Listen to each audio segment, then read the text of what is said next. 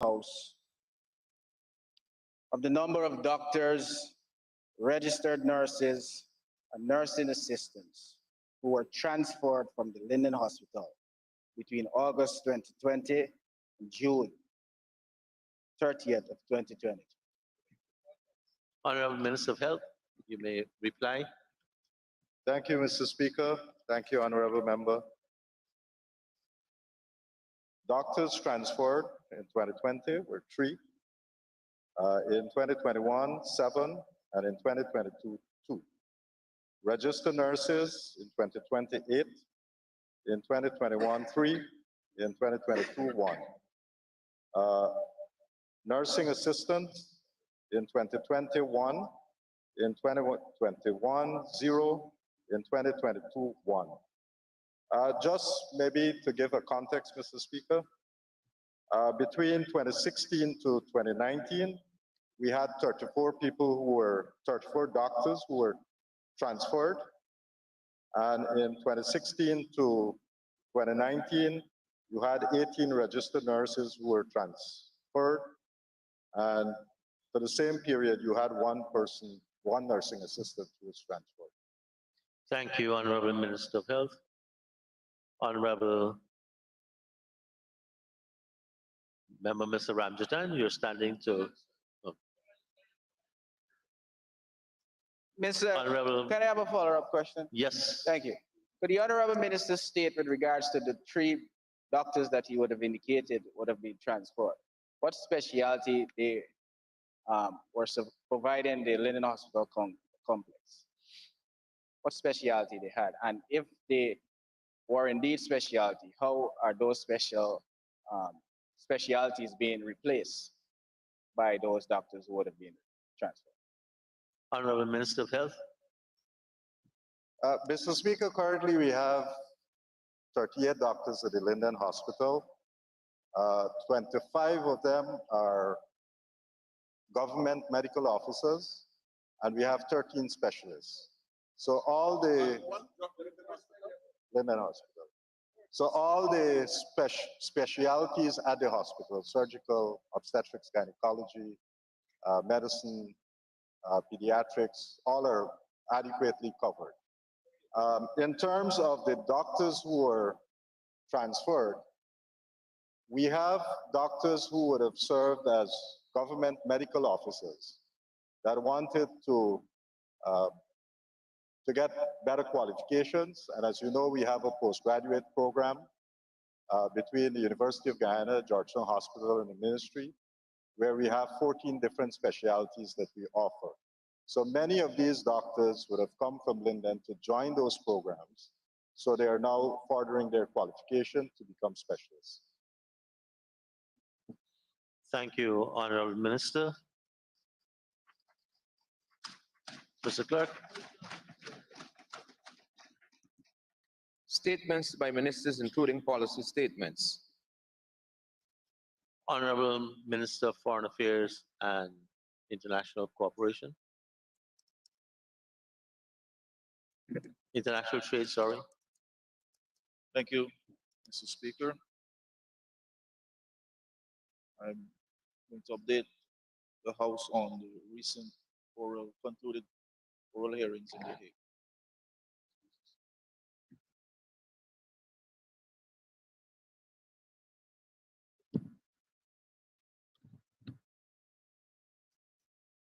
On November 22nd, oral hearings on Venezuela's preliminary objections before the International Court of Justice in The Hague concluded with Guyana's closing round of arguments.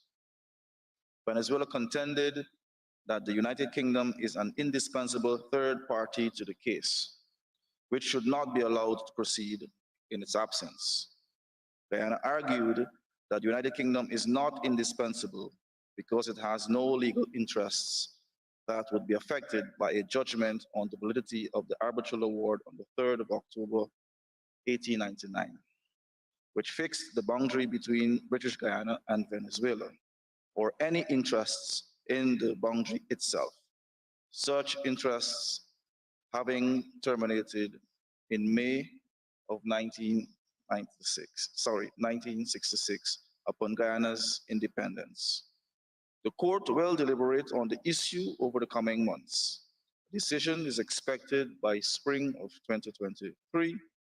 Guyana is confident that its arguments will prevail and that the court will reject Venezuela's objections and advance the case to the merits phase. Thank you. Thank you very much, Honorable Minister. Mr. Clerk. Personal explanations. Requests for leave to move the adjournment of the National Assembly on definite matters of urgent public importance. Motions relating to the business or sittings of the National Assembly and moved by a minister. Introduction of bills, public business, government's business. Honorable members, we will now proceed with the second reading of the High Purchase Bill 2020, Bill number 14 of 2020, published on the 10th of November 2020. Before I call on the Honorable Minister of Tourism, Industry and Commerce, members would remember that this bill at the first reading was sent to a special select committee, and the process is there will be contributions with respect to that process and the second reading. Honorable Minister of Tourism, Industry and Commerce, Ms. Onej Walwa.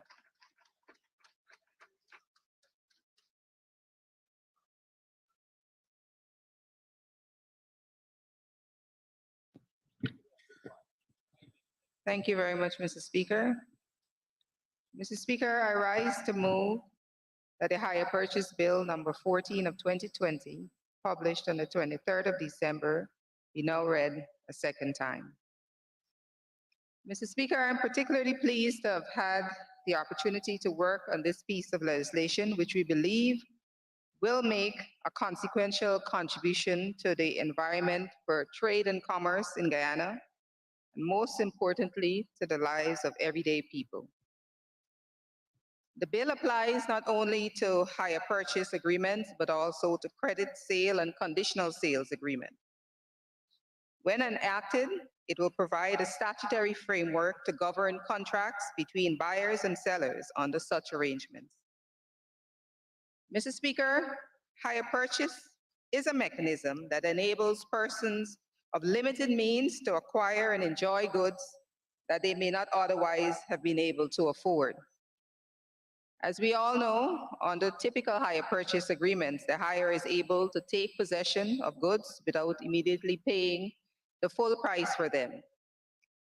Instead, the hire pays a deposit or a down payment and makes good on the full purchase price by paying affordable installments on a periodic basis. Hire purchase therefore allows for the average citizen or household to acquire contemporary necessities such as refrigerators, freezers, and washers, as well as motor cars and cycles and motorcycles, without which transportation from our increasingly far-flung suburban centers would be challenging. It may perhaps be lesser known, Mr. Speaker, but small businesses and micro businesses in many sectors also make extensive use of hire purchase and similar arrangements to obtain machinery and equipment for their operations. Mr. Speaker, hire purchase and other credit sales arrangements also benefit sellers.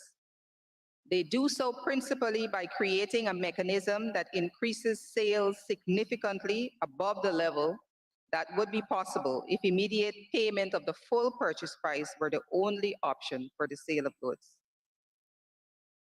But, Mr. Speaker, despite all the benefits of the hire purchase, there are many potential pitfalls in these types of arrangements. The vast majority of these potential perils devolve on the relatively powerless consumer under the current framework, which is largely governed by the common law of contract.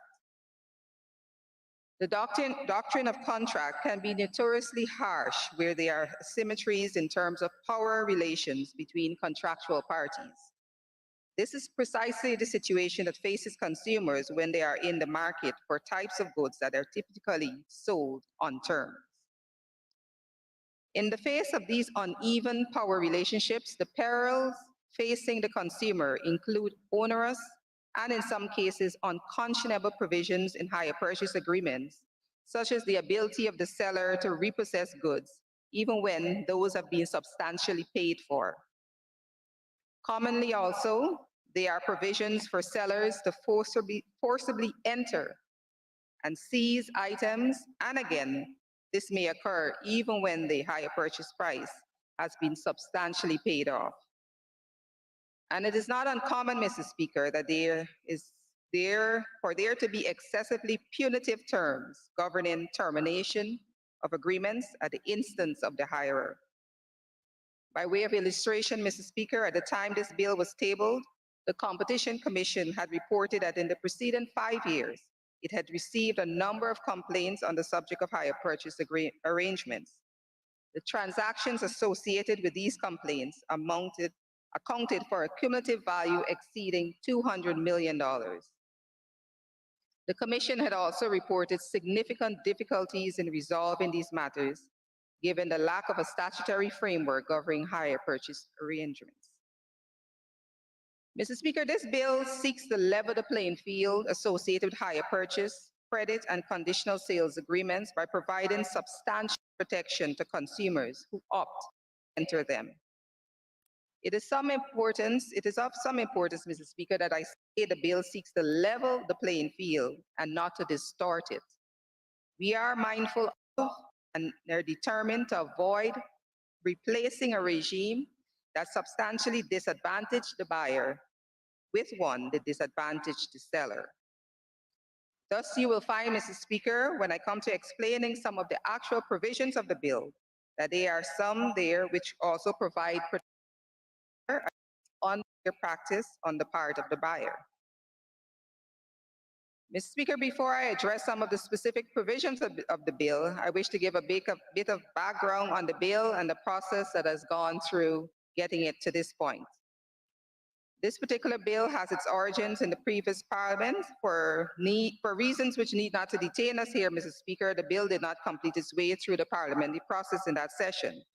However, it was reintroduced on the 12th Parliament in November of 2020.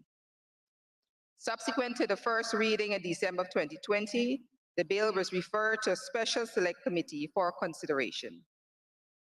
The select committee had its first meeting in June of 2021, but commenced its proper work in April of this year.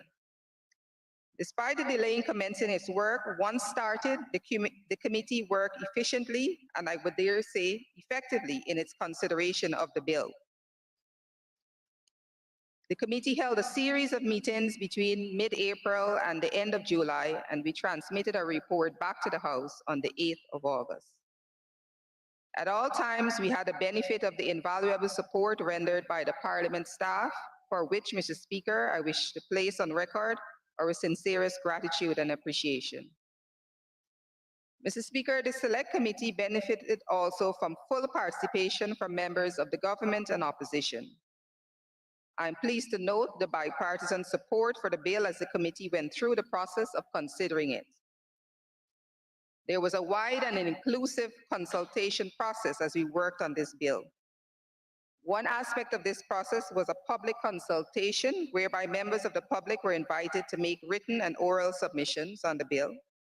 Advertisements were placed in the press inviting such submissions for a period of 3 weeks during May of this year. Additionally, all major commercial operators who are known to offer hire purchase arrangements were invited to make submissions. The committee received useful representations on the bill from a number of stakeholders. These included the Bar Association, the Competition and Consumers Affairs Commission, and major private sector retailers who offer hire purchase arrangements to their customers. Finally, on this point, Mr. Speaker, the committee was advised that during the original process of drafting the bill, the Guyana Consumers Association, another major stakeholder, was integrally involved in consultations at that time. Therefore, Mr. Speaker, the bill that has come out of committee is now before us, has benefited from consultation with probably all of the main stakeholders who would have interest in it. We have the consumers' bodies representing one set of potential parties to hire purchase agreements, and the sellers as the other set of potential parties. We have the bar, who would be called upon by parties in the case of dispute, as well as the Competition and Consumer Affairs Commission, which prior to the enactment of this bill had a hapless job of addressing consumer complaints in the absence of an enabling statutory framework. As an aside, I would note that following the enactment of this bill, the Commission would be relieved of this burden as dispute resolution would fall principally in the magistrates' courts. Finally, in terms of stakeholders, we had, of course, the government and opposition.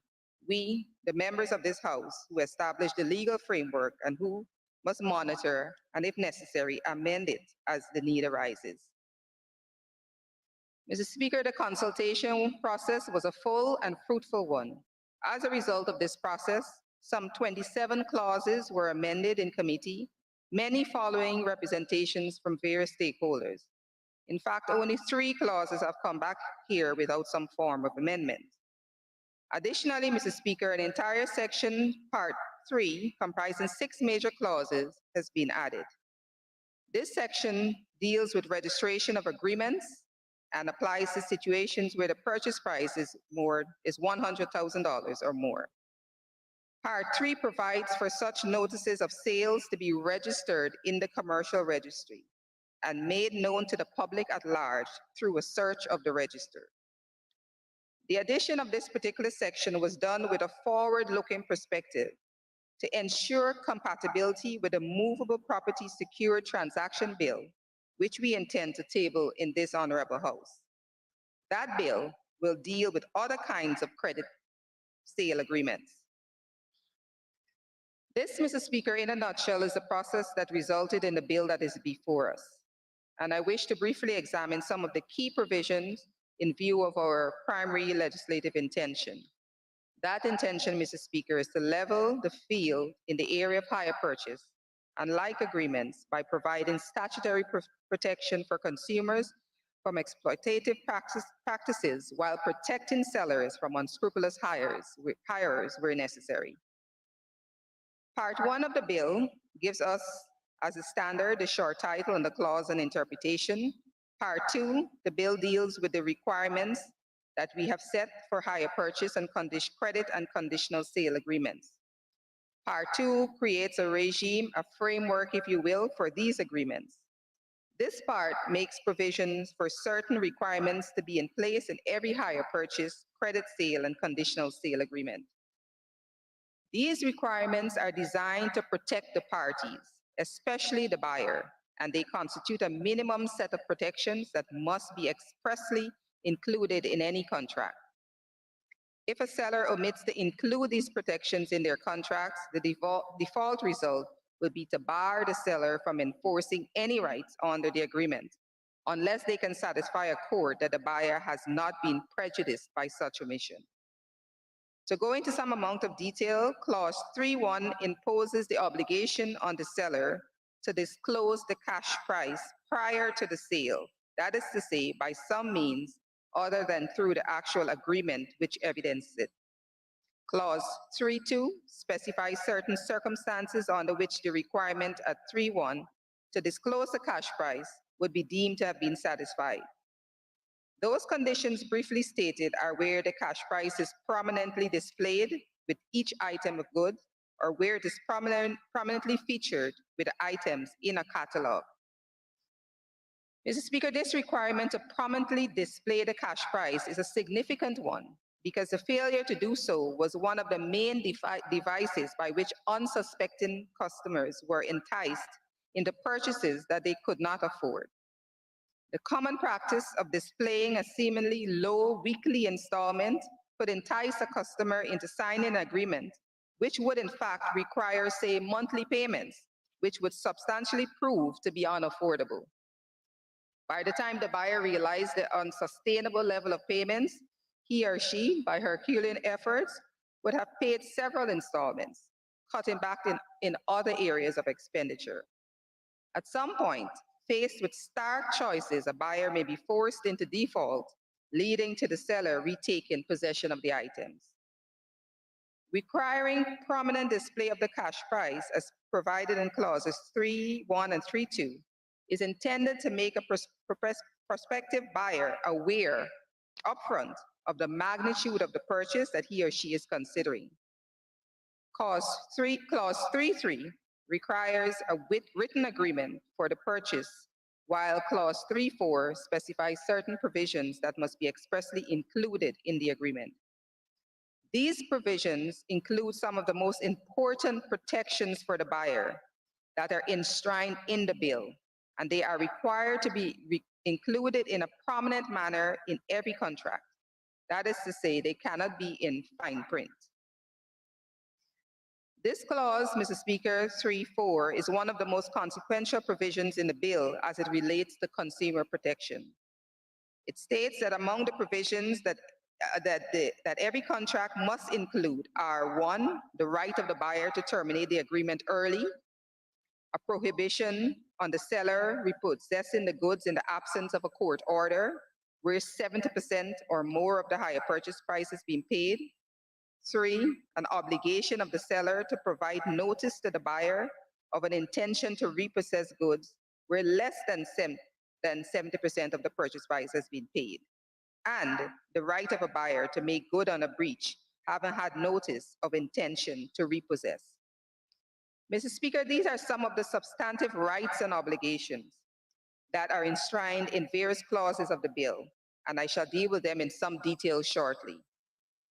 The point here is that not only does the bill provide for these various rights and obligations, but that under clause 3, it also stipulates that they may expressly be incorporated into the agreements, that they must be expressly incorporated into the agreements. And if they are not included in a prominent manner into the contracts, the seller is prohibited from repossessing goods, prohibited from seizing security deposits, or suing guarantors, among other things, unless they can satisfy a court that the omission did not prejudice the buyer. Mr. Speaker, I think that you would agree that these are indeed consequential and powerful protections for buyers. However, I would note once again, Mr. Speaker, that this is not a one-sided deal. The protections afforded to the buyer are balanced by reasonable protections for the seller. Take, for example, the case where the seller is obliged to give 21 days notice of intent to repossess. We can very well imagine an unscrupulous buyer on receipt of such notice may attempt to conceal or move the goods to avoid repossession. As we shall see, however, the Act imposes obligations on the buyer to promptly inform the seller on movement of the goods and imposes a significant monetary penalty for non-compliance. Additionally, there is provision whereby if the buyer decides to terminate an agreement early, he or she is obliged to make good on any arrears due, to return the goods promptly and in good condition to the seller.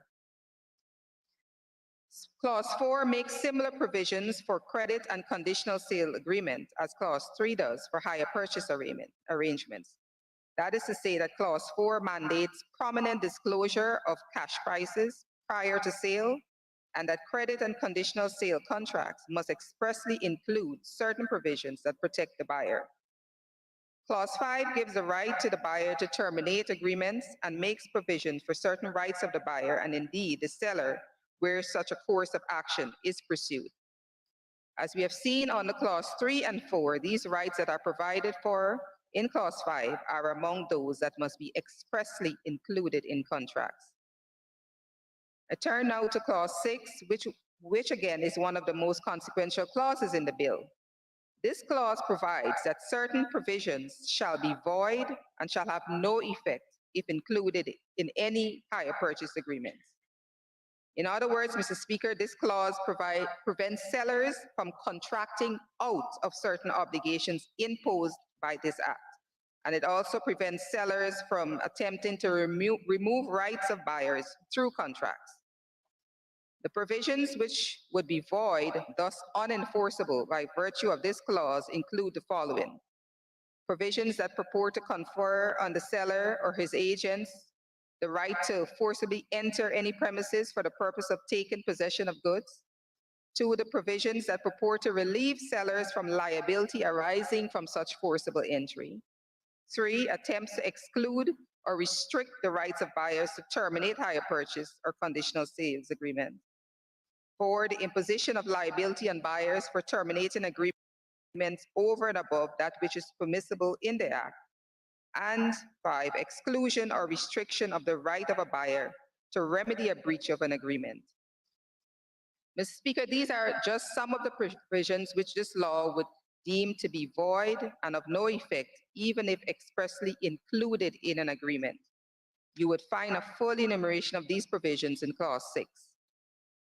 Clause 8 is another notable clause, Mr. Speaker. It is one of those clauses which provide some protection to sellers from potential undesirable practices on the part of buyers. This clause obliges a buyer to disclose the location of the goods if so requested by the owner or the owner's agent. More importantly, the obligation by the buyer to promptly inform the owner if the goods are removed from the location stated in the agreement or the address last communicated to the owner. Failure to discharge this obligation without good reason or given false information renders the buyer liable on summary conviction to a fine of $200,000. Clause 9 provides that there shall be a number of implied conditions and warranties in every hire purchase, credit, and conditional sale agreements. They include implied warranties that the hirer shall have and enjoy quiet possession of the goods, and the goods shall be free from any encumbrance in favor of third parties. Also, very importantly, there shall be an implied warranty that where the hirer expressly or by implication makes known to the seller the particular purpose for which the goods are required, that there shall be an implied condition that the goods shall be reasonably fit for such purpose. Many of the provisions of Clause 9 codify the common law position on sale of goods and places them on a statutory footing. Mr. Speaker, it has been established that hire purchase agreements entered into by consumers without informed consideration of their own circumstances and ability to pay has resulted in much financial distress. Indeed, considerable social hardship with consequent strain on families also result from this. The bill therefore includes a clause 10, which provides for a 7-day cooling off period, during which a hirer who has had the benefit of a more informed consideration may cancel the agreement.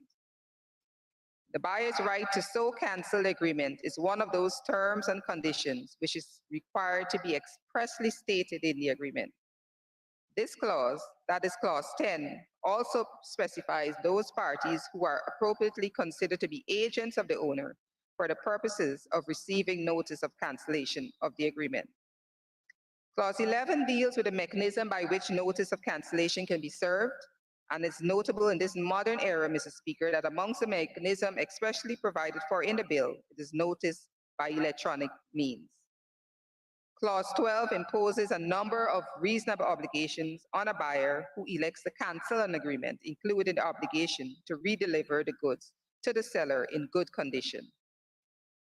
It also provides that if a buyer purports to cancel an agreement without redelivering the goods to the seller, then the cancellation of the agreement would be of no effect.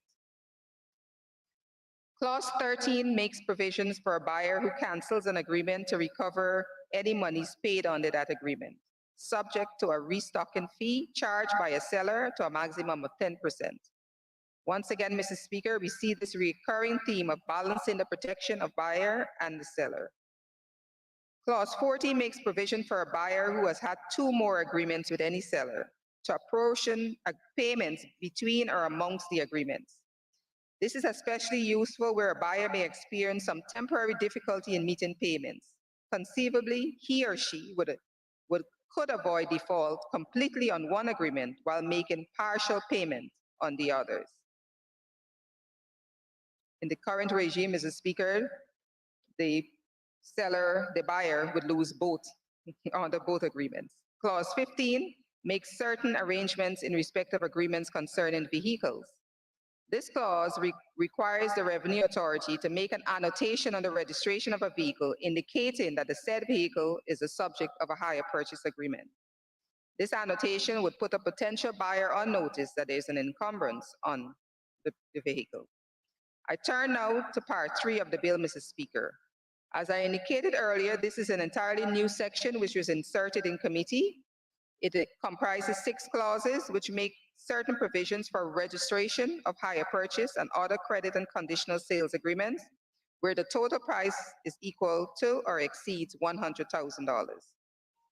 This part at clause 17 designates the commercial registry as the authority for registering notices of these agreements and any subsequent cancellation or discharge of them. It also provides at clause 18 for a notice of agreement to be effective against third parties, provided that the notice is searchable in the registry. The registry would be available for searching by any person who pays the prescribed fee, and no reason needs to be given for requesting a search. Clause 19 makes provision for the establishment of an electronic register, whereby both submission of information and searching of the register may be done by electronic means. The whole point of registration, Mr. Speaker, would be to put potential buyers on notice as to the seller's interest in the goods. This would avoid issues that would arise where persons attempt to sell movable goods which they are not entitled to dispose of. Moving on to Part 4 of the bill, Mr. Speaker, here we deal with recovery of possession and other remedies for default. The first clause under Part 4, that is clause 22, provides that the seller may bring an action to enforce a right to repossess goods sold under hire purchase agreement. However, Mr. Speaker, in clause 23, the bill, when enacted, prohibits the seller from repossessing goods without first approaching the court and obtaining an order if 70% or more of the purchase price has been paid. More than any other, Mr. Speaker, this clause provides protection to the consumer against one of the most objectionable and unconscionable practices in hire purchase arrangements. This practice is where a hirer has paid almost the entire hire purchase price comprising principal and interest, has a minimal balance left to liquidate, but is subject to repossession of the goods by the seller. Under this scheme, a hirer could conceivably pay all installments save the final one, and yet have the goods repossessed without notice. Nothing could be more unconscionable than this, Mr. Speaker, and the bill would cure such mischief once and for all. Where less than 70% of the price has been paid in the face of a breach of the agreement by the buyer, the seller must give 21 days notice of an intent to repossess the item. In this case, the seller is not obliged to seek the leave of the court to take repossession of the item, but it is obliged to give notice and is also obliged to allow the buyer to cure the breach. These provisions are detailed in clause 29 of the bill. I would point out, Mr. Speaker, just by way of illustration of the consultative process, that when this bill was tabled, the threshold that we proposed was in fact 50%. Representatives of the industry felt that this threshold was far too low. Industry argued for a minimum threshold of 80% of the purchase price being paid. In settling at a level of 70%, at committee, we took into account not only the need to protect the consumer and the seller, but also the overall benefit of hire purchase to the consumer. This benefit is to bring the price of items within reach of the ordinary consumer. We were mindful of the risk that setting the threshold too low might result in industry raising the initial down payments or deposits to a level that would make it inaccessible and unaffordable for many people. Clauses 24 and 25 set out a comprehensive regime for determination of matters relating to actions for the recovery of possessions of goods. They confer jurisdiction in these matters upon the magistrate's courts, regardless of the sum of money involved. They also confer certain powers on the court with respect to these matters and provide that failure to comply with orders of the court constitute offenses punishable by fines up to $200,000 on summary conviction. It is notable that this is part of the amendment, Mr. Speaker, where we included that this is without prejudice to the rights of the buyer or the sellers to approach the High Court for remedy. Clause 28, Mr. Speaker, is another example of us balancing the interests of buyers and sellers in this bill. Under Clause 28(1), where a buyer pays the higher purchase price in full more than 1 month before the term of the agreement, the buyer is entitled to a 5% rebate. Conversely, Mr. Speaker, Clause 28(2) provides that where installments remain unpaid for more than a month, then a penalty of 5% may be instituted for such non-payment.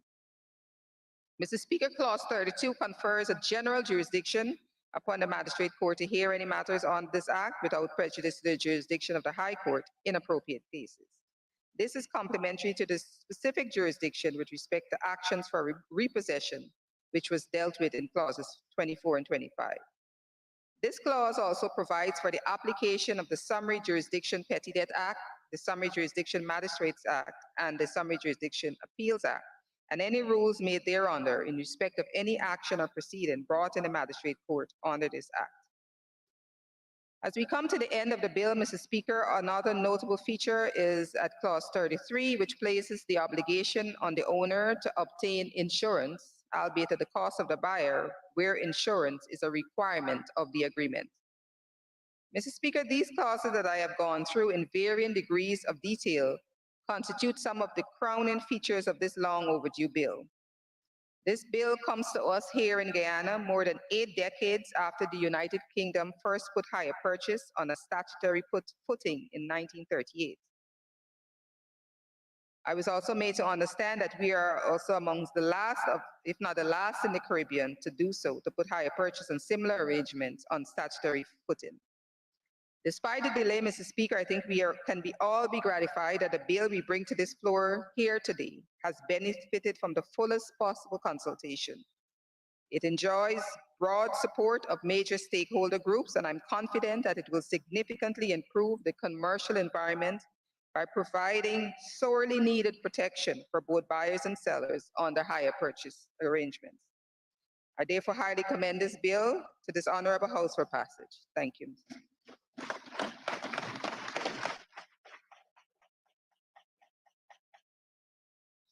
Thank you very much, Honorable Minister. Let me add my congratulations to you and the committee for working on this. I think it passed through that office when I was there 2 decades ago. I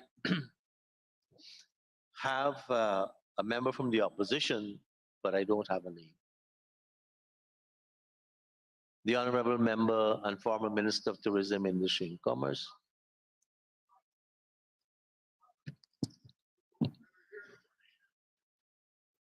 Thank you, Mr. Go ahead, Speaker, Honorable Member Hemraj. for the opportunity for me to make my contribution on the debate on the higher purchase bill, Bill number 14 of 2020.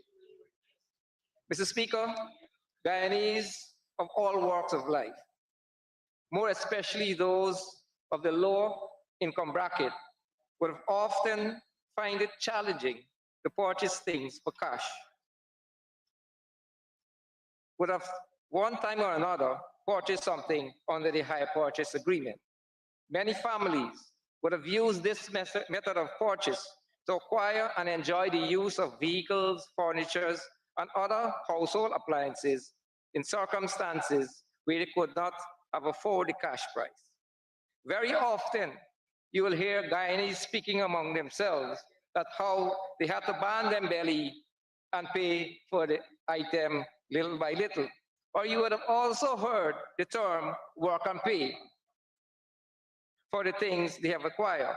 Minibus owners, hire car owners, chainsaw operators, weeders, are some of the persons who would have acquired these things using the hire purchase arrangement. Many businesses in Guyana also offer goods to the Guyanese consumer through the hire purchase arrangement. Both consumers and sellers benefit from this type of arrangement.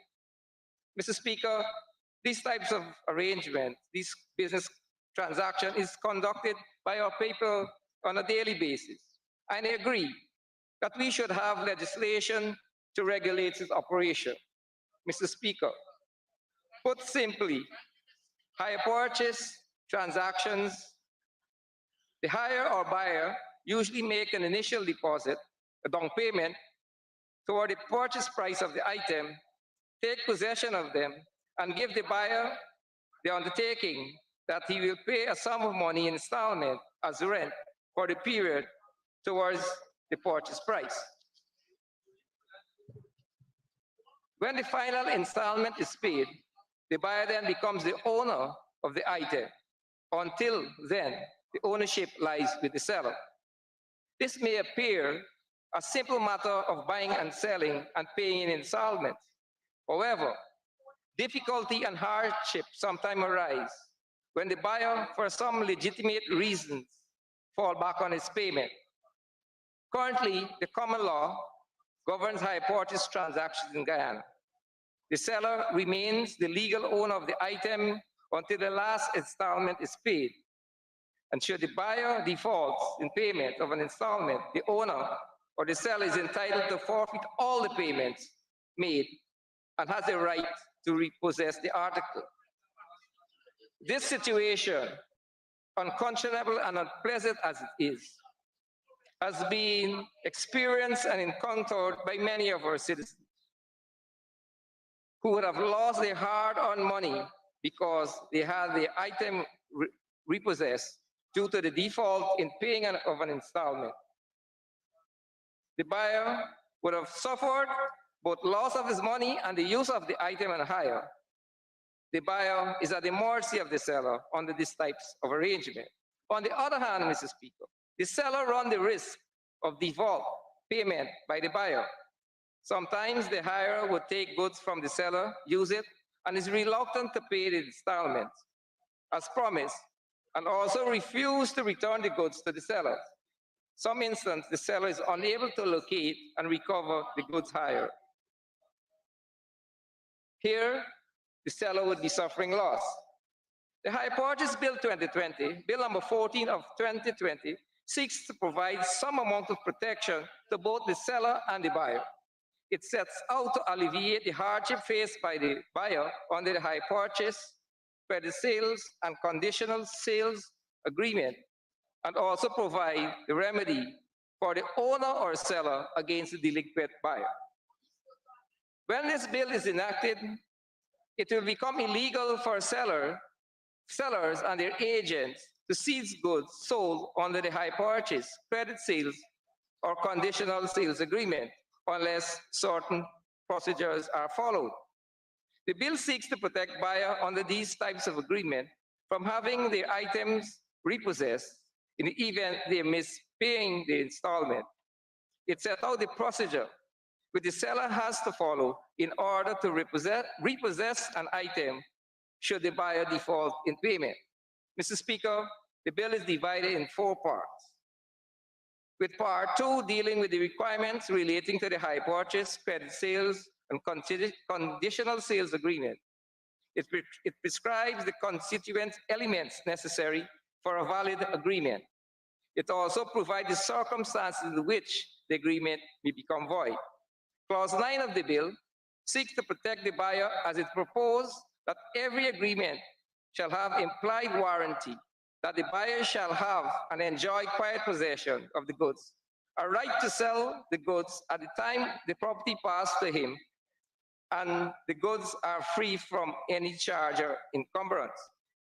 There's also implied condition that where the buyer makes known the particular purpose for the item shall be reasonably fit for that purpose.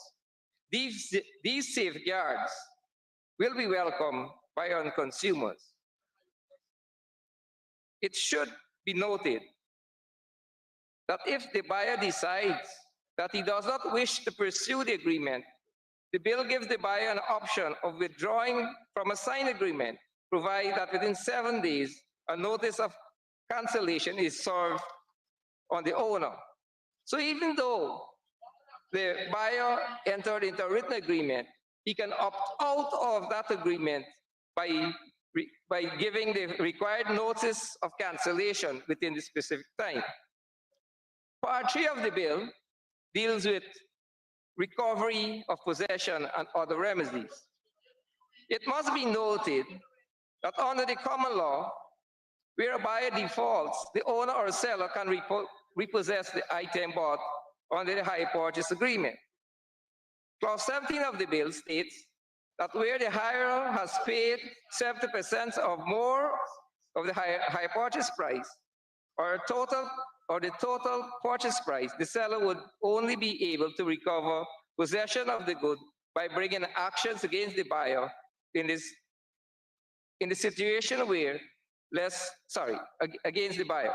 In situation where less than 70% has been paid, the right to recover can be enforced where the seller gives the buyer 21 days notice of his intention to recover possession.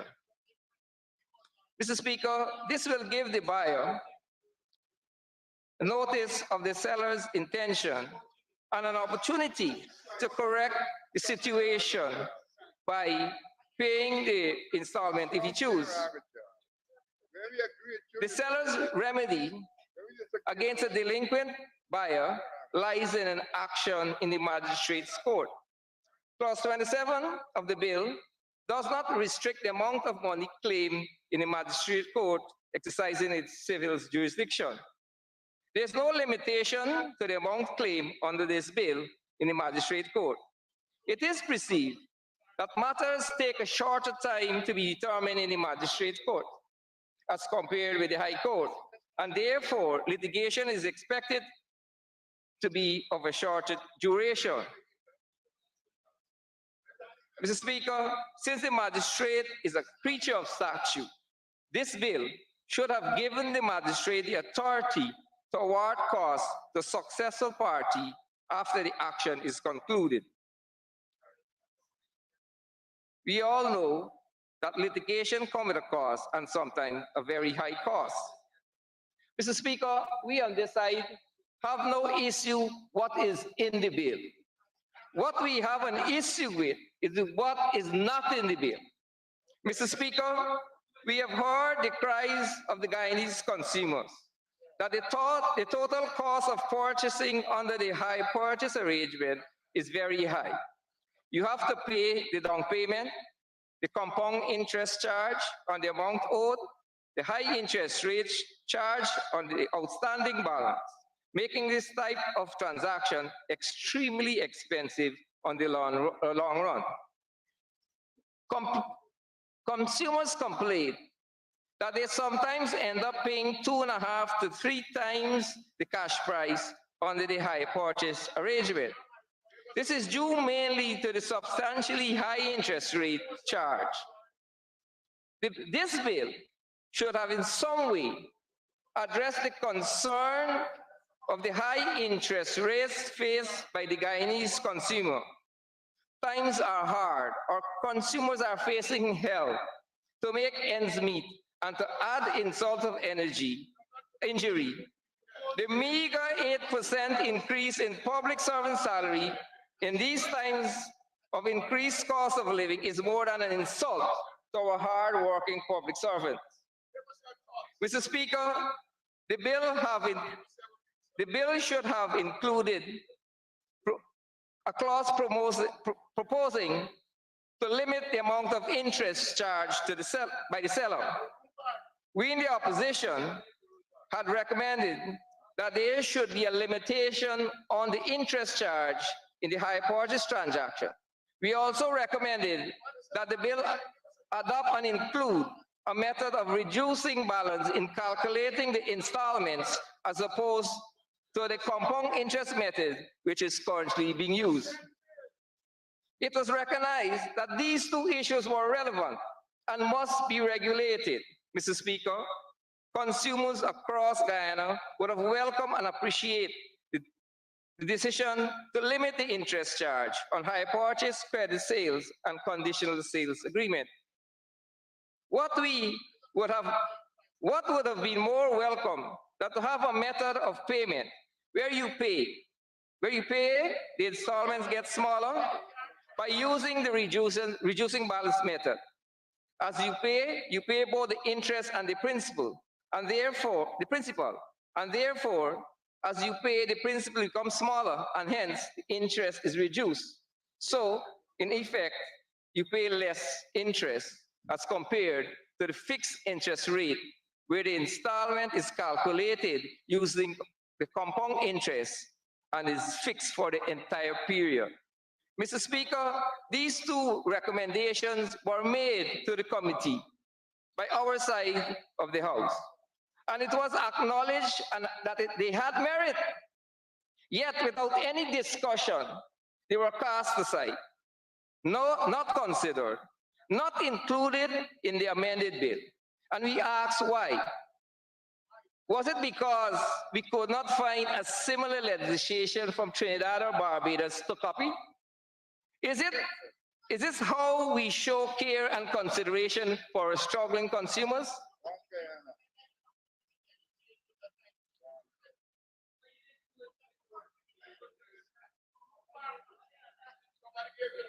Is this how we show care and consideration for our struggling consumers?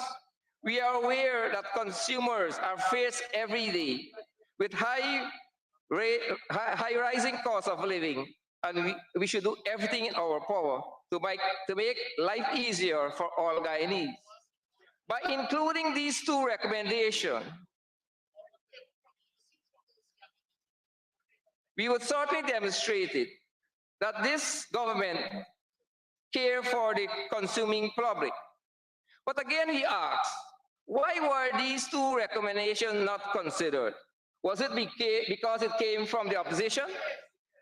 Mr. Speaker, these are my observations on the High Purchase Bill 2020, Bill number 14 of 2020, and I urge the Honorable Minister, even at this stage, to consider the recommendations of limiting the interest rate charge and using the reduced balancing method of calculating installments to include in the bill, even if we have to take it back to the select committee. Let us give the Guyanese consumer a legislation that they deserve, appreciate, and feel comfortable with. Let us include that which must be included for the benefit of our citizens. Thank you.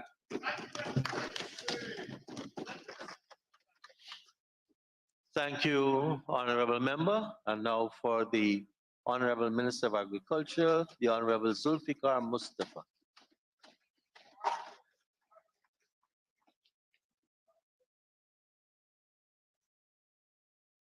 Thank you very much, Mr. Speaker. Mr. Speaker, before I get into my presentation, I want first of all to commend my colleague, Honorable Onij Waldron, for leading this committee, and we are here today with a bill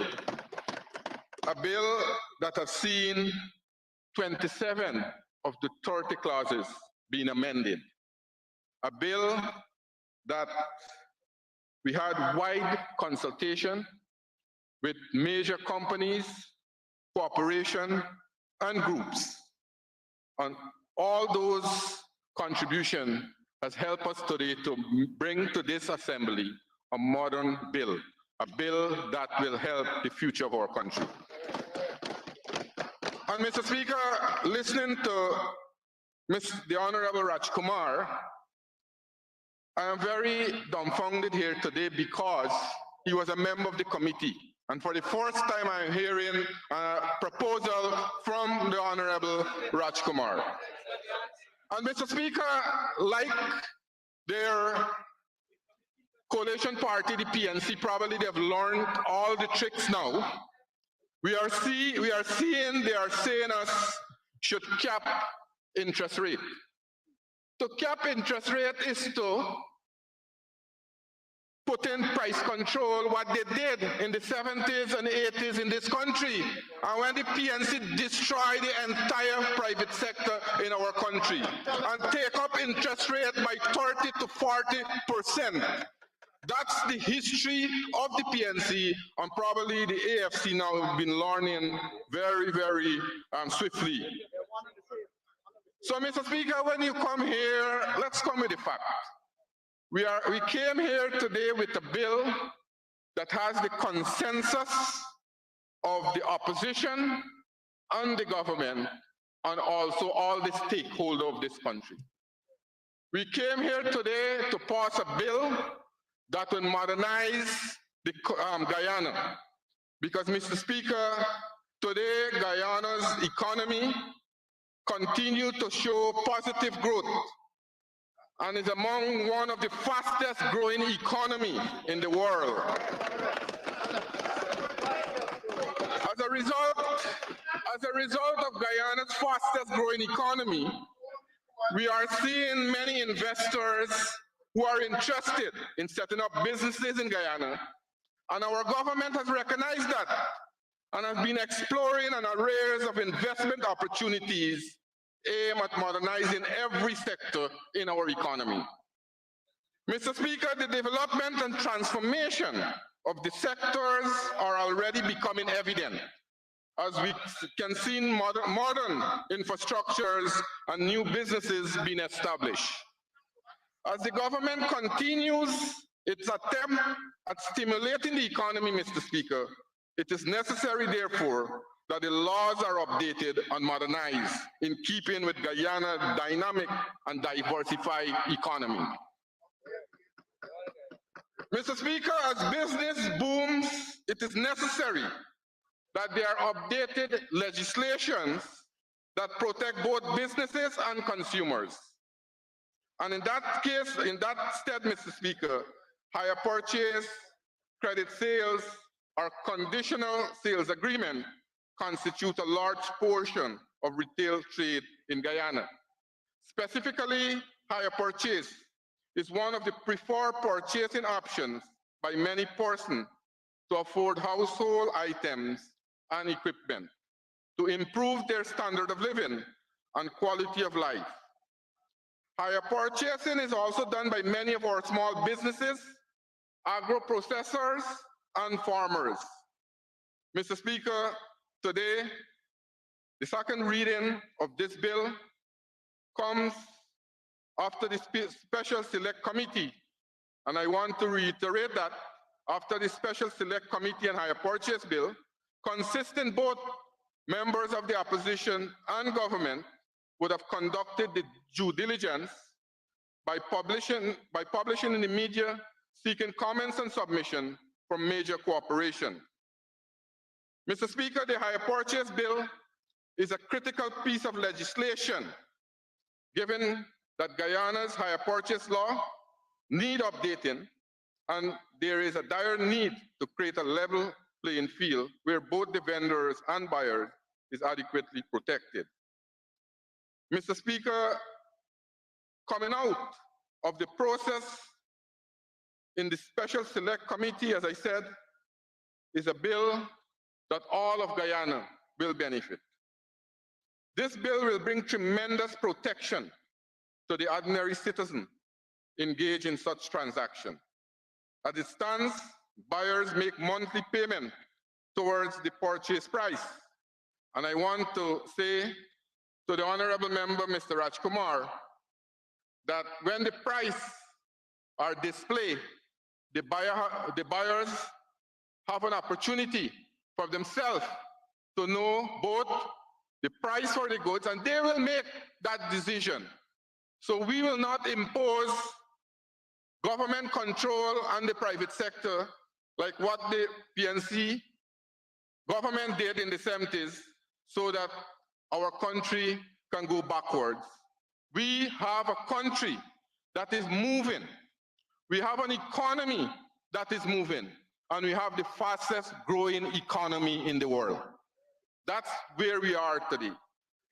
So we will not be a government to go back from our progress, what happened to our country from 2015 to 2020. Comrade, Mr. Speaker, what we have an economy, as I said, that is booming. Today we are the envy of not only the Caribbean, but the world.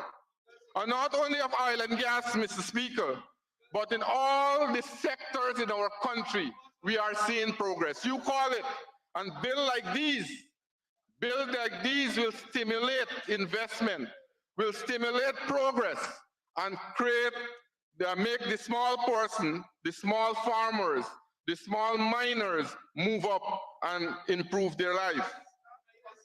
Mr. Speaker, under this hire purchase bill, there are many recommendations in it where it will protect, as I said, both the buyers and the seller.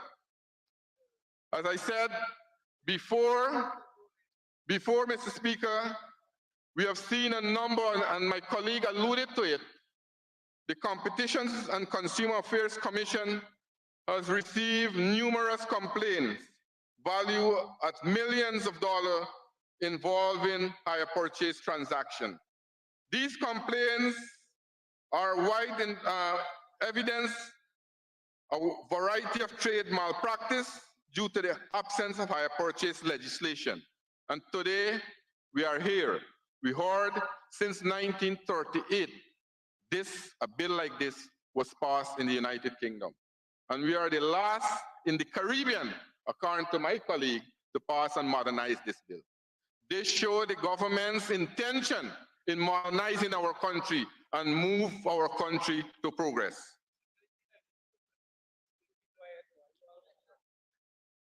This bill is important to all households and specifically, Mr. Speaker, and you had your chance from 2015 to 2020. You had your chance from 2015 to 2020, never made an attempt. This was a commitment. This was a commitment by the PPP civic government. This was a commitment by the former Minister of Trade, now the President of our country, His Excellency Dr. Mohammed Irfan Ali. And today we are here to fulfill the commitment of that PPP civic government here in 2022. Mr. Speaker, I want to just deal with it from the agriculture perspective. The agriculture sector, since a large number of farmers seeks to enter into hire purchase and credit sales to purchase farm inputs and farm implements such as tractors, bulldozers, and combine, etc. In many instances, they complain bitterly of unscrupulous owners and sellers of farm implements. This bill will now aid to safeguard the farmers of our country. This bill will aid to safeguard the miners of our country.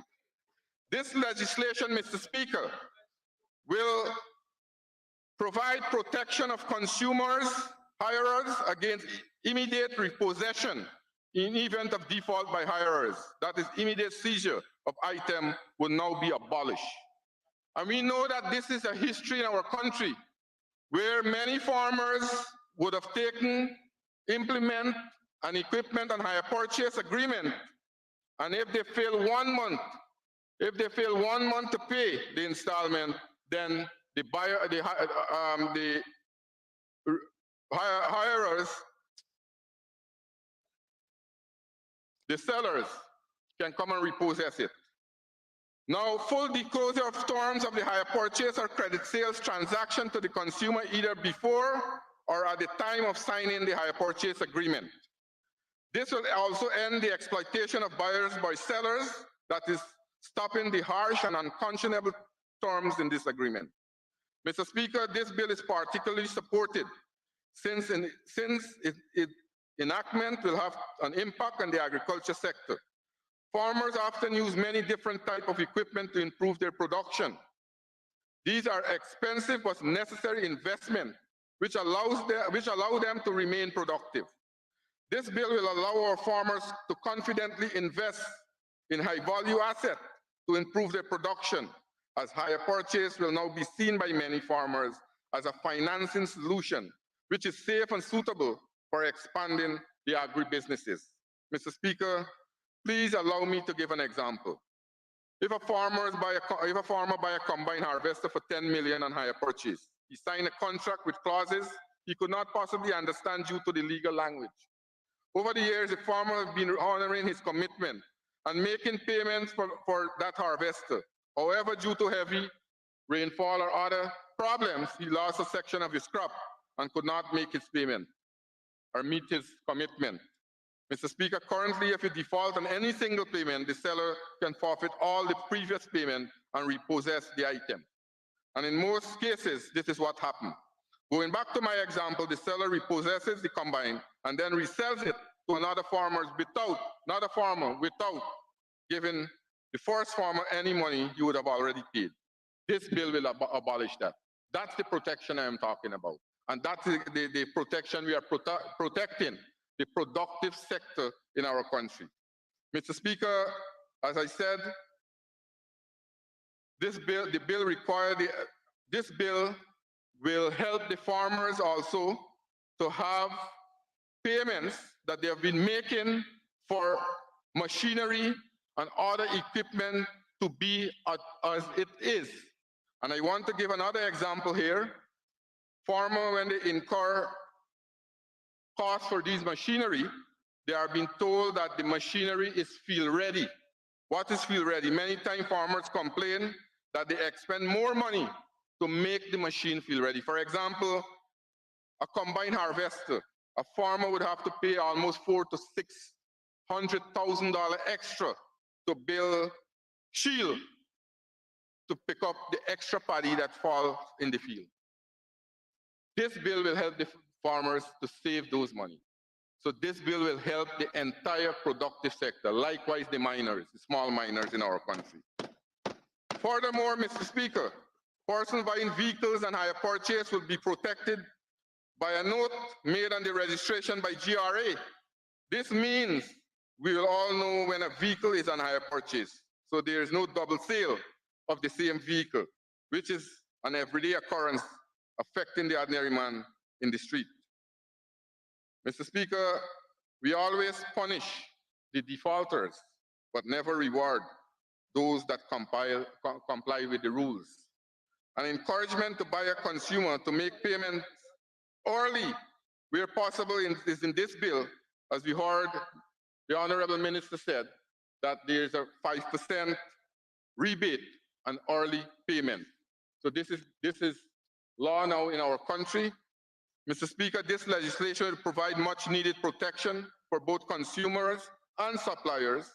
When a consumer purchases a goods, purchase an item on hire purchase, it will now be the law that the correct information regarding the location of the goods is provided to the supplier. Mr. Speaker, as I said, the enactment of the hire purchase bill will address the issue faced by consumers and provide them with a legal channel for redress. Hire purchase consumer will not now worry less after losing goods and items they would have purchased before this bill. This legislation is indeed timely. This legislation will provide much needed protection, as I said earlier, to the person involved in hire purchase. This legislation will modernize our country. This legislation is in keeping with our government commitment to the people of our country, not only to build infrastructure, not only to improve other sectors, but to modernize the entire system in our country where every strata of society will benefit. Mr. Speaker, I commend this bill to the Honorable House.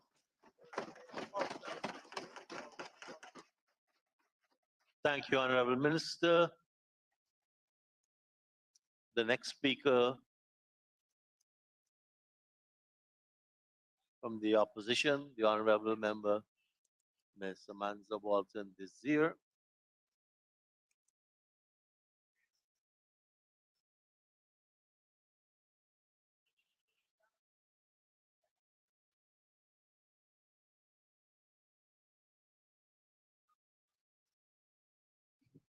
Thank you, Mr. Speaker. Good afternoon. You know, Mr. Speaker, I was quite prepared to come here this afternoon and be my usual sanguine self. But, Mr. Speaker, I think I'm precluded from doing that for a number of reasons this afternoon. As has been stated, yes, we in the opposition supported the measures that have been put here today. I want to say to the Honorable Zulfikar that indeed these matters were raised, and I want to draw your attention to the minutes of the fifth meeting of the Special Select Committee at para 7.1, where it says, in response to a member's query on the limitation of interest charges or the method of calculating the installments, the committee agreed that this was a complex issue that must be regulated. In addition, the committee acknowledged that it might require the services of an accountant to examine the interest rates. This says to us, Mr. Speaker, that, and if we check the Hansard, we would see that there was some discussion on this matter. Mr. Speaker, the difficulty that I have is that it appears to me that my colleagues on the opposite side of the floor believe that, because a measure comes from this side of the house, that it ought to be ignored. The honorable member stood there just now to talk about rewarding buyers. The point that we are making about how you compute the interest is a reward so that people, as they continue to pay, they pay down smaller and smaller. I am not an economist, but you are making the same point that we are making on this side of the floor. But the reality is that because it comes from this side of the floor, because it comes from this side of the floor, it cannot be accepted. In the minutes of the select committee meeting, it says that it must be regulated. It says that it must be regulated. And if we agree that it is a matter that must be regulated, that is our role as regulators. It is our role as regulators. But Mr. Speaker, this is the difficulty that I'm having with my colleagues on the other side. The lack of legislative courage that they display. Mr. Speaker, they stand there and they heckle about why didn't you do it from 2020, and they operate as if the history of Guyana in 2015. They had 23 years to do this, did absolutely nothing, and then come to say, people of Guyana, that you must be grateful that we have finally put this on the agenda. Mr. Speaker, we have no difficulty supporting this bill, but we have a problem with the attitude of our colleagues on the other side. And I know the Honorable Hamilton is coming after me, and he will, in his usual bombastic manner, attempt to refute what I'm saying, but he will be unsuccessful. And so, Mr. Speaker, I want to say, Mr. Speaker, we support the measures here, but we believe the outline is possible. Mr. Speaker, when here, and I hear my honorable member friend on the other side, Coy, talking about discrimination and why don't I speak to the discrimination. I have 30 minutes, I'm gonna get to it, hold tight. Mr. Speaker, the reality is that this bill does bring significant relief, but we believe more could be done. Mr. Speaker, the difficulty, like I said before, is the lack of legislative courage. Mr. Speaker, we have to begin to focus more on the quality of legislation. It appears to me that this government intends to rush legislation through this House, Mr. Speaker, to say that we did it without looking at the qualitative element of it. Mr. Speaker, it is the same thing that they did with the issue of marijuana. They went around this country saying, oh, we are decriminalizing, misleading the small man into thinking that they were going to be decriminalizing this issue. Mr. Speaker, myself and colleagues, the Select Committee, we pleaded with the chair of that committee, demonstrate the type of legislative courage that CARICOM brothers and sisters have demonstrated when it comes to the of marijuana, and they failed to do it because it appears we somehow enjoy this position of being last in the as the Honorable Zulfikar alluded. And so I'm saying in this House, Mr. Speaker, that we have to demonstrate the necessary legislative courage that really, really will impact the lives of people. Mr. Speaker, my colleague on the other side is talking about speaking to the bill. Yet when my colleague Hemraj came up here, oh, you must just say we support and it will be the end of that. That is not the end of that, because as I am standing here, Mr. Speaker, I will use the opportunity to say and to bring to our attention once more that the people of Guyana are suffering. Mr. Speaker, the Honorable Member Zulfikar stood in this House and he spoke about the flourishing economy. The World Bank report, Mr. Speaker, says that 50% of Guyanese are living below the poverty line. What are they talking about? Who is this wealth going to? 50% of the people are living below the poverty line, Mr. Speaker. So what are we talking about? And then at 3:17 this afternoon, Mr. Speaker, we receive an email for a supplementary provision of how much? $44 billion that is going to be considered in this seating today. Mr. Speaker, it tells me that that is the real reason we are here, because they have to dip into the kitty once again to spend and spend and spend in a manner that is not impacting the life of the ordinary Guyanese. Mr. Speaker, let me say, Mr. Speaker, that you are seeing all around what we stood here and warned. We had no less a person, the highest officer of the land, threatening to remove contracts from the Public Works Ministry to another. Y'all know what I'm talking about.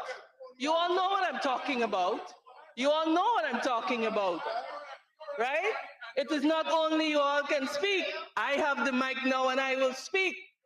You all need to tell the truth that the PSIP is collapsing because of exactly what we warned, that we do not have the capacity locally to carry through that type of project, that we did not have the capacity either in the private sector or the public sector to undertake it.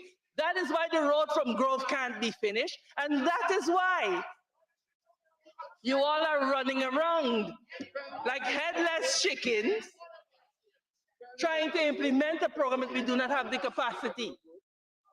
Mr. Speaker, as we're talking here about the welfare of Guyanese, I want to point out, sir,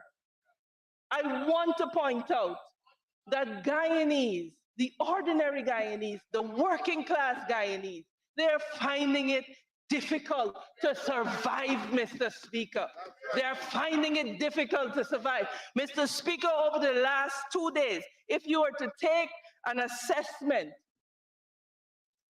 oil that used to be $200 and something a bottle is now gone to $480. Garlic has increased by another $80. Mr. Speaker, this is the reality, that the daily commodities that people need to live in this country, they cannot afford, Mr. Speaker. And then the government announces a measly 8% increase. A measly 8% increase that they will tax. And they have not, sir, they have not even provided an increase that will allow Guyanese to meet the cost of food inflation. And they come here to talk about they care about the people of Guyana. Mr. Speaker, those are the facts, and they do not get away. They cannot get away with denying the facts, you know? Soren Kierkegaard, one of my favorite philosophers, said, you get fooled two ways: by refusing to believe what is true and by believing what is false. And that is what the PPPC administration want the people of Guyana to do. They want us to believe that they care, when every action that they have taken shows that they care about their friends, they care about their families, and they care about their favorites. And that is the end of that. The poor and working class will have to get by however they get by.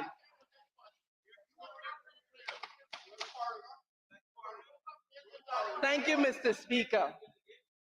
Mr. Speaker, I want to say that we have to,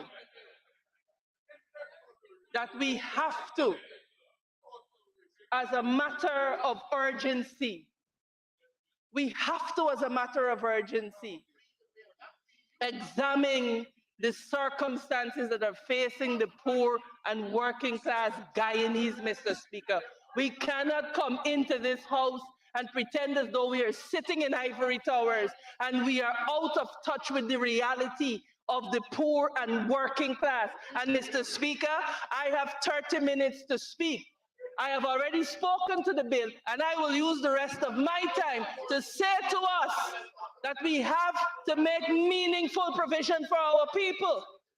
We have to make meaningful provision for our people, Mr. Speaker. Mr. Speaker, we cannot continue like this in this house. We cannot continue like this in this house. Whatever it is we are doing, sir, is failing to reach the people who need it the most. You look at an 8% increase across the board, Mr. Speaker. During our time in office, it was done on a sliding scale so that the people who needed it the most got the most. And those are the facts. Those are the facts. Now you have an increase across the board. The man at the bottom that needs it the most has to compete with the man in the top who already has it, Mr. Speaker. We are saying on this side of the house that people are suffering and we need to do more. We need to do more. We were quite disappointed that we could not debate the cost of living motion, but Mr. Speaker, it is difficult for our people out there. And I'm saying that we came to the House today and we spoke about making it better for the people of Guyana. And you know what bothers me? I am standing here speaking about us intervening for the people of Guyana, and my colleagues on the other side of the House want to talk about relevance. We are speaking about the one and the same thing. We are speaking about the people of Guyana. We are speaking about making their lives better. That is what I am talking about. Honorable member, I listened and I accepted that's an example about the relevance, so reapply it now to the bill. Mr. Speaker, I will say this. That we on this side of the House are the duly elected representatives of the people of Guyana. Mr. Speaker, in that light, I will address the matters that are relevant to the bill and that I believe are connected to the bill. So, sir, I thank you for your caution, but I want to go on to say this, please. Mr. Speaker, we are asking, sir, based on the representations that we made in the Select Committee, that the Honorable Minister consider the issue of how they compute the interest, as it will bring real, meaningful relief. We do not wait. We do not need to wait to do it, Mr. Speaker. It can be done now. Mr. Speaker, in the minutes they said that they needed the services of an accountant to do this. It cannot be that we cannot find an accountant to do this. It is a question of the will of us, of the legislators in this House. And we are willing to sit with the government and we are willing to hammer out with them a provision a draft provision to be included to bring the real and meaningful relief that our people need. And so, Mr. Speaker, with those few comments, we want to say that in principle, again, we support the bill, but we believe that we need to demonstrate the legislative courage necessary to deliver real relief to the people of Guyana. I thank you, Mr. Speaker. Thank you very much, Honorable Member. And now it's the Honorable Member, Ms. Susan Rodriguez, to make her contribution.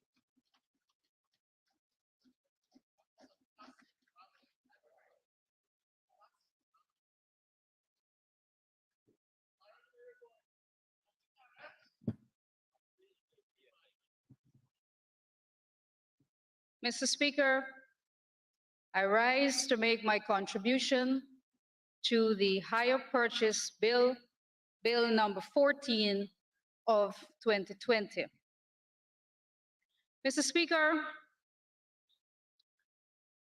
the People's Progressive Party Civic, as a political party, as well as a government, have been very consistent in outlining our vision for the transformation of our country.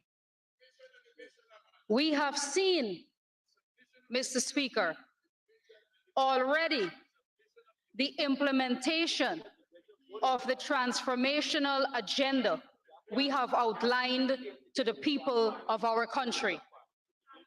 We have seen the implementation of this vision across all sectors. The education sector, with the construction of new schools, the reinstatement of the cash grant to school children, the expansion of the breakfast program. We have seen the transformation in the healthcare sector with the construction of new hospitals and with the delivery of service to be improved in terms of quality to the people of our country. We have seen already the transformation with infrastructure, in housing, in the extractive industries, and I can go on and on with the accomplishments of our government in a very short time, in over 2 years, from 2020 to now.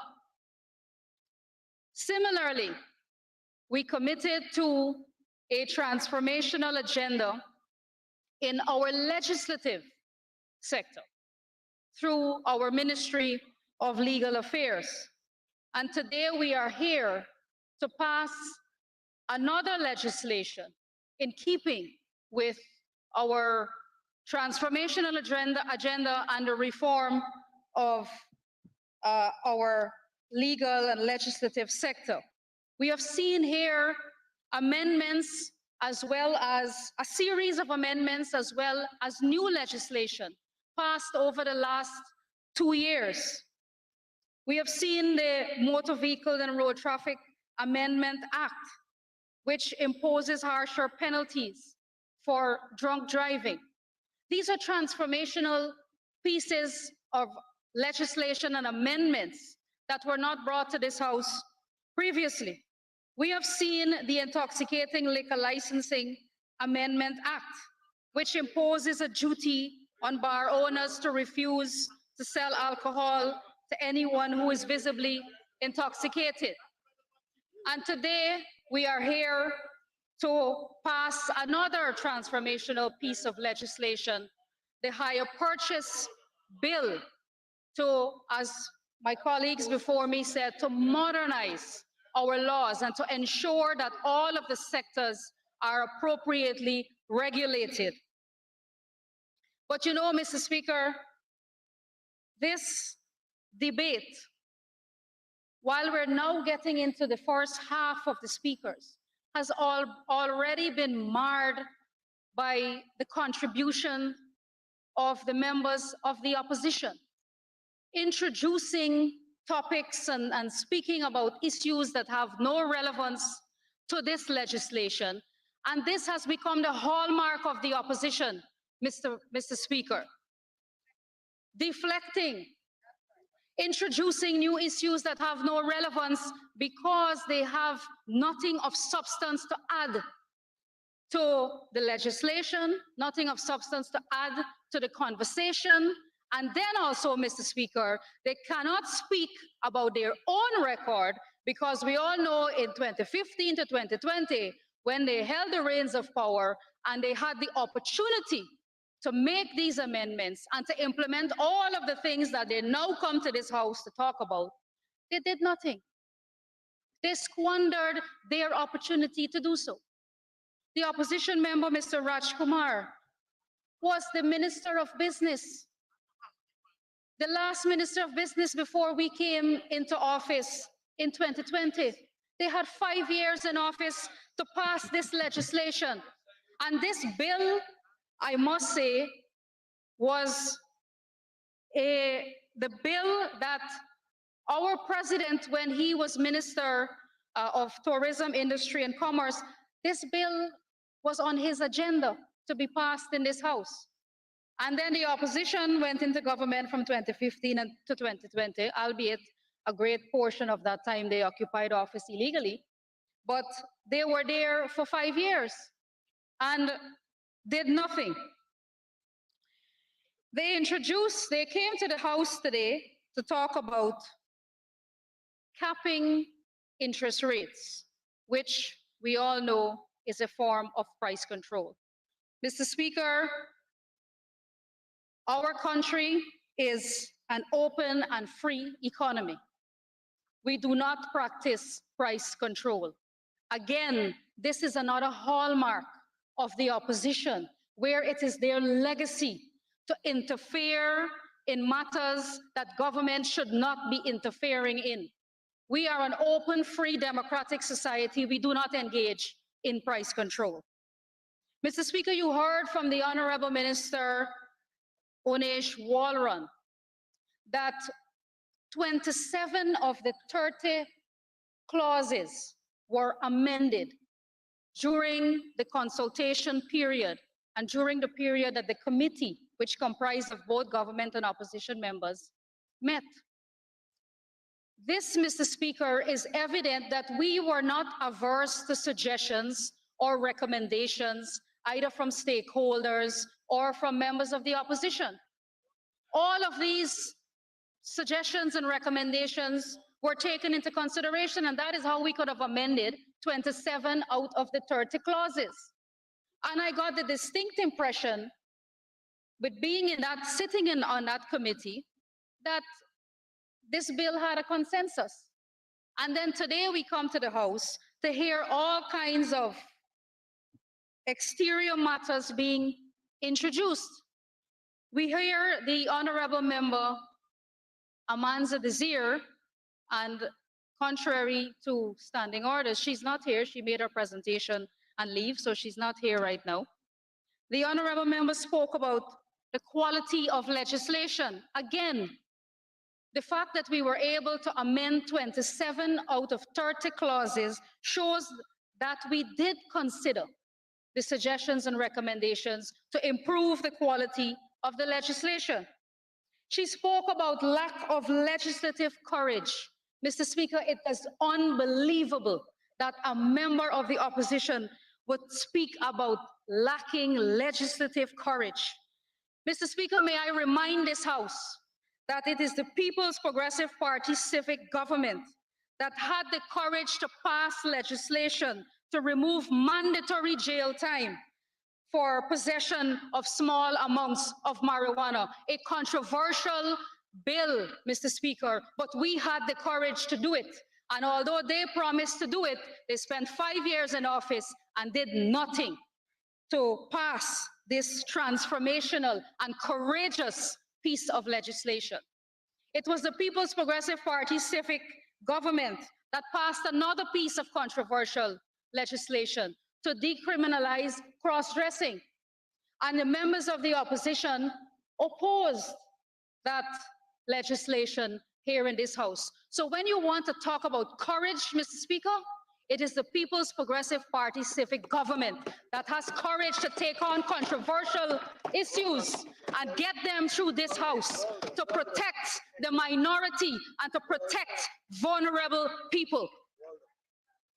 Mr. Speaker, the Honorable Member Amanza Desir also quoted poverty rates from a World Bank report that highlighted statistics from 2019. Mr. Speaker, this was after the APNU AFC spent 4 years in office. This is after they sent home 7,000 sugar workers, taking food out of people's mouth. This is after they told the rice farmers that rice is private business. This is after they imposed 200 hardship taxes on food items. This is after they took away the cash grant from the school children. This is after they removed the subsidies to water and electricity. This is after they did all of this, putting people on the breadline, taking food out of people's mouth. This is after they've sent home 2,000 Amerindians, putting them out of work. And this was a culmination. The World Bank report 2019 spoke to poverty rates after the destruction of the APNU AFC in government. But these are the people who will come to you and tell you that the sky is not blue and that your eyes are deceiving you. This is what we've had to put up with this current opposition when they were in office, and now they continue to do the same in opposition now. They lack the courage to speak of their own record, so they cannot come here to talk about what they did or had planned to do. They have to deflect, they have to introduce all kinds of irrelevant matters rather than focusing on the matter at hand. Mr. Speaker, I want to come back to the hire purchase bill because this is an extremely important piece of legislation, and for the benefit of those ordinary Guyanese who are watching and listening at home, they must have an appreciation at the end of this debate of what is in this act or what is in this bill for them and the protection that it offers. The law currently, if default of even a single payment, the owner is entitled to forfeit all previous payments and repossess the item. This was the greatest mischief that we are trying to remedy with the hire purchase bill of 2020. My colleague, the Honorable Onish Walron, and let me take this opportunity to congratulate her to having the courage to bring this legislation here for passage. Let me also express gratitude to the Attorney General who is not here today, but who was very instrumental in helping us to understand the provisions of the bill and who made significant contributions, him and his staff, during the consultation period and during the meetings of the committee. Mr. Speaker, this bill enjoyed over 1 year of public consultations, and we heard from all of the stakeholders involved, including the Guyana Bar Association, the Competition and Consumer Affairs Commission, and all of the companies in the hire purchase industry. My colleague, the Honorable Sanjeev Dattadin, will, I am certain, go into a lot of the legal ramifications and to compare the law as it is now, the common law versus the legislation and the law that we are trying to implement here. But I just want to take a few moments to highlight some of the major provisions. So